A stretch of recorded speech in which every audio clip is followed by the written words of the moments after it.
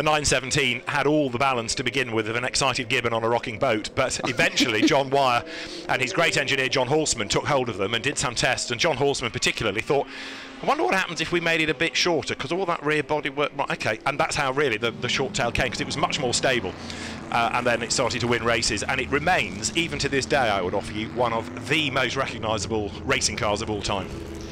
That, however, you heard Don Law talking about the Bud Light IMSA Jaguar earlier on, the last of them with that biplane rear wing. Justin Law at the wheel of it, who is incredibly quick, whether it's around a circuit or up the hill at Goodwood, where he's been the fastest in the shootout over the years, and he clips the curve there, getting up with David Hornsey in the Aston Martin. But yeah, Justin Law, he knows that car absolutely inside out. He knows exactly what he's in for, and he knows exactly how hard to push.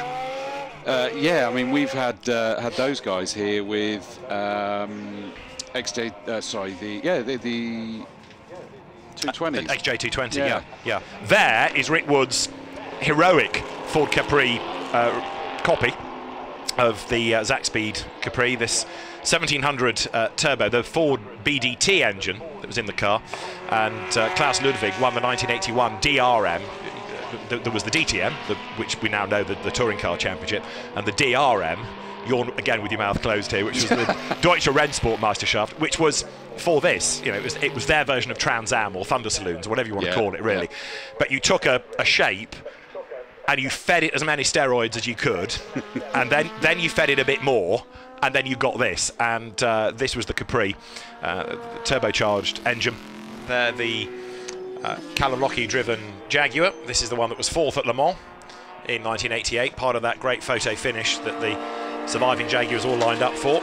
This car that was also driven by, in that race, Larry Perkins, Derek Daly and Kevin Cogan. A very cosmopolitan entry of the Australian, Canadian, Irish combination of drivers. Who's at the Porsche that's crept out ahead of them? That one I don't think that we've accounted for in this. But we've got another of the 911 GT3 Cups on the circuit.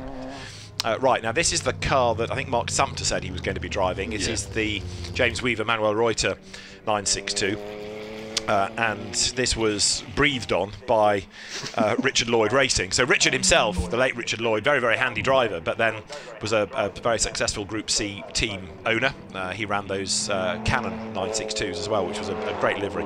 And Peter Stevens and Nigel Stroud had a look at this and tweaked around with it. So it effectively became the 962C GTI, because GTI Engineering was Richard's team. And it had a revised aero package and also aluminium honeycomb rather than sheet tubes for it. It was a lighter car. It was a refinement at the front, better aero, better downforce.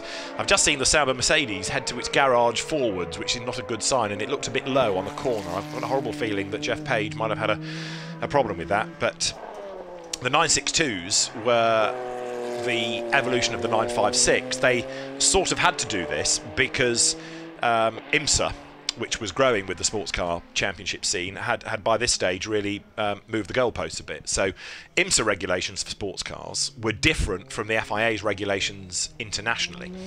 And to get a car that complied for IMSA, what they then had to do was to move the front wheels ahead of the pedal box. And that's where the 956, 962 difference came. Made no difference in Europe, but if you wanted to race it in America, IMSA said, this is what you must do. So Porsche did, and that's where the 962 came from. And of course, it had evolved from the early 956 anyway. And you can see this with the rear wing sitting sort of further back from the car as well. By this stage, the likes of Joest and Kramer and Richard Lloyd all trying different things. The beauty of both the 956 and the 962 was that Porsche was intelligent enough as a brand to not beat the customers. So the customer got exactly the same equipment, and you could take on the works cars and beat them.